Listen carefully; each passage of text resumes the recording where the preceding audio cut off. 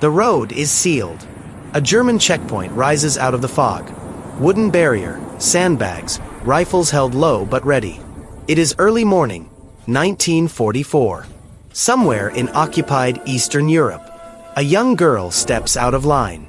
No coat pockets, no satchel, only a small teddy bear clutched against her chest.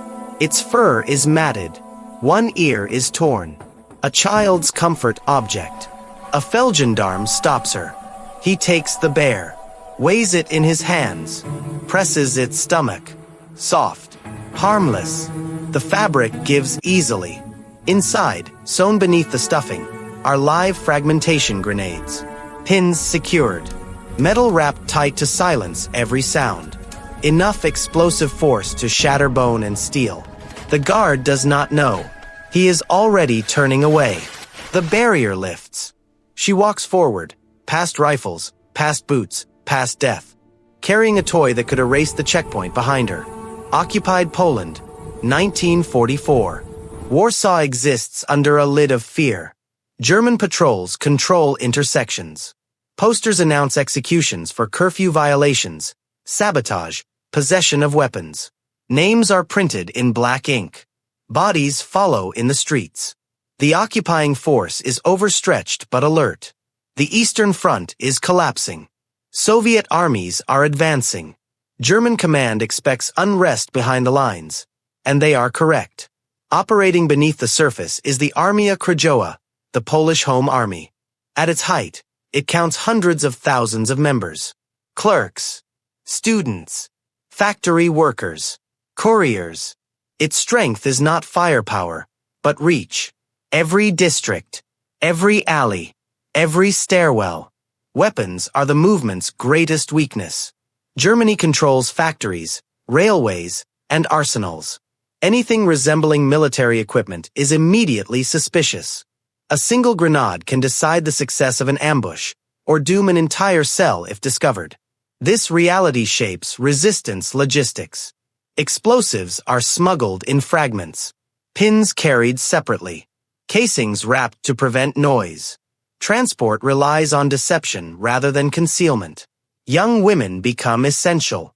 German soldiers are trained to profile threats. Adult men, laborers, anyone with calloused hands or heavy bags. Teenage girls do not fit the pattern. Their presence at checkpoints is dismissed as inconvenience, not danger. The girl carrying the teddy bear is part of this system. Her name does not appear in official records. That is deliberate. Most home army couriers are identified only by pseudonyms, if at all. Capture means torture. Names are weapons. Her mission is routine by resistance standards. Deliver grenades to a contact point inside the city. The grenades are intended for sabotage operations, rail lines, patrol vehicles, supply depots feeding German units moving east. The teddy bear is chosen for one reason. It invites carelessness. No soldier wants to be seen tearing apart a child's toy. No officer wants to waste time on fabric and stuffing when the war is already slipping away.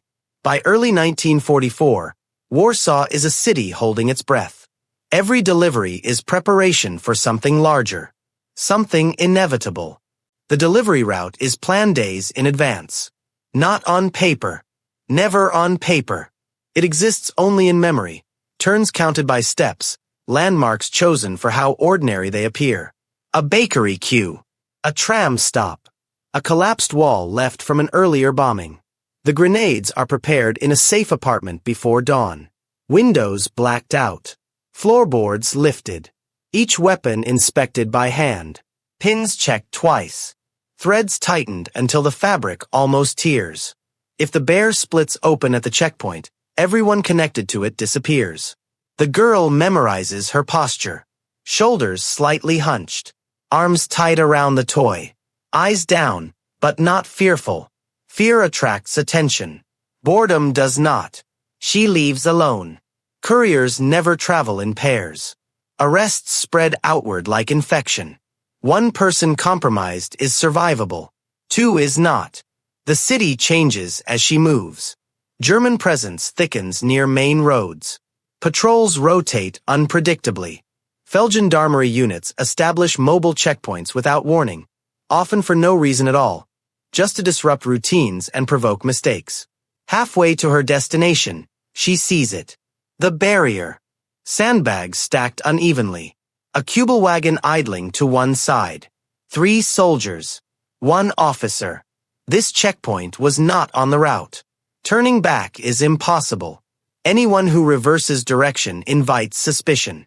Crossing the street does the same. She continues forward, pace unchanged. The bear feels heavier now. Not physically, psychologically. Each step compresses the knowledge of what it contains. A stumble, a fall, a dropped toy. Any of it could be fatal. She watches another civilian stopped ahead of her. A man with a sack of vegetables. The sack is dumped. Potatoes spill onto the road. A bayonet slices one open. The guard is not searching for food. He is searching for weight. For metal. The man is waved through. His hands are shaking. Now it is her turn. The officer glances down. Notices the bear.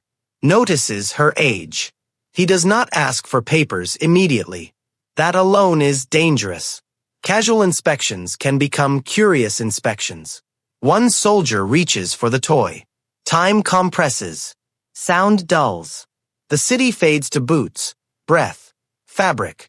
This is the point of no return. If the bear is opened, there is no explanation that can save her. No plea. No innocence that survives exposed steel. The success of the entire operation, of the cell waiting across the city, rests on whether a board guard decides to care. The soldier takes the teddy bear without looking at her face. He grips it the way men grip unwanted objects, carelessly with one hand. The bear dangles. Its head lolls to one side. Inside, the grenades remain perfectly still, wrapped and wedged so they cannot shift even if shaken. The officer finally asks for papers. She produces them immediately. Not too fast. Not too slow. Her hands do not tremble. Training has taught her this moment is not about courage. It is about control. The soldier squeezes the bear's stomach. Harder this time. The fabric compresses. Straw gives way. Nothing rattles. Nothing clinks.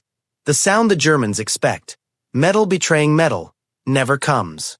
He shakes it once. Still nothing. The grenades are British-made Mills bombs, smuggled into the general government through black market routes and airdrops. Their steel bodies have been wrapped in cloth strips cut from civilian clothing. The pins are immobilized. The spoons are secured. Even if dropped, they cannot arm. This is not luck. It is design. The officer glances over, mildly irritated.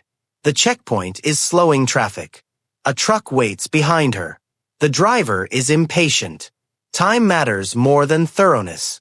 The soldier presses the bear against his chest, listening. He hears only fabric. He smells dust. Old stuffing. Child's sweat. He hands it back. The barrier does not rise immediately. Another civilian steps forward. A bicycle is searched.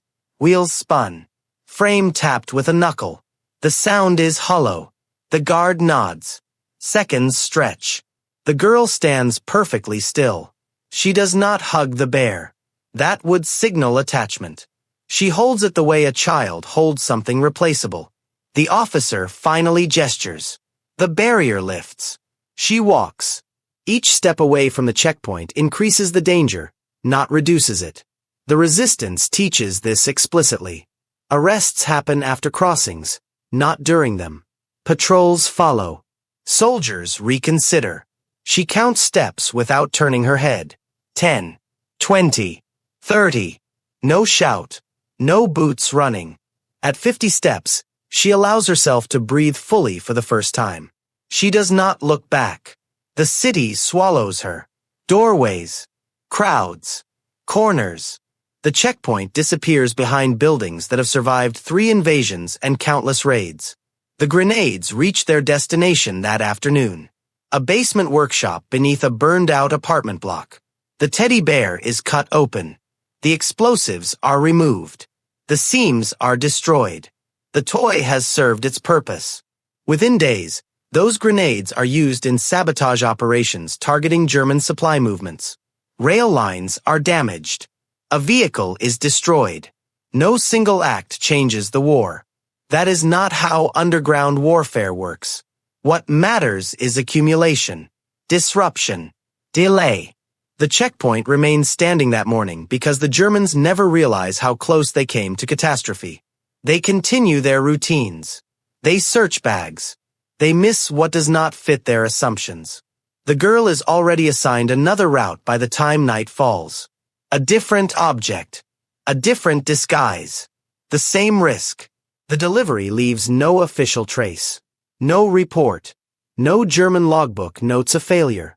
That is the nature of successful resistance work. It disappears into the background of occupation. The grenades carried inside the teddy bear are dispersed within days. Used by Armia Krajowa units for sabotage rather than combat. Rail switches damaged.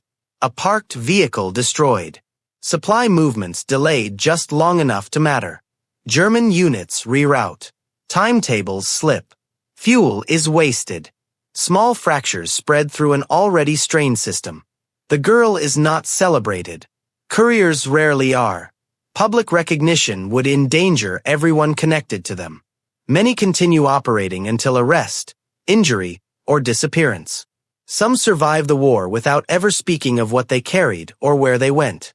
German counterintelligence never fully solves the courier problem. Checkpoints grow harsher. Searches become more aggressive. But the core weakness remains. Assumptions about who looks dangerous. Objects associated with childhood, domestic life, or femininity remain under-scrutinized throughout the occupation. After the war, scattered testimonies from home army veterans confirm the tactic was widespread. Grenades hidden in toys, dolls, and stuffed animals. Not as symbolism. As logistics. As mathematics of risk versus reward.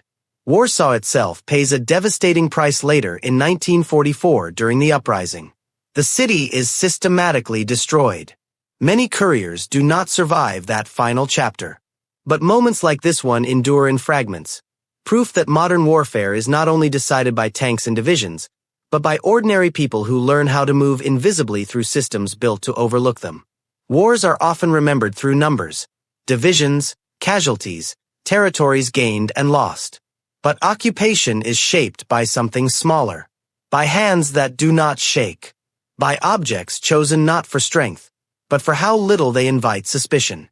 A teddy bear does not look like a weapon.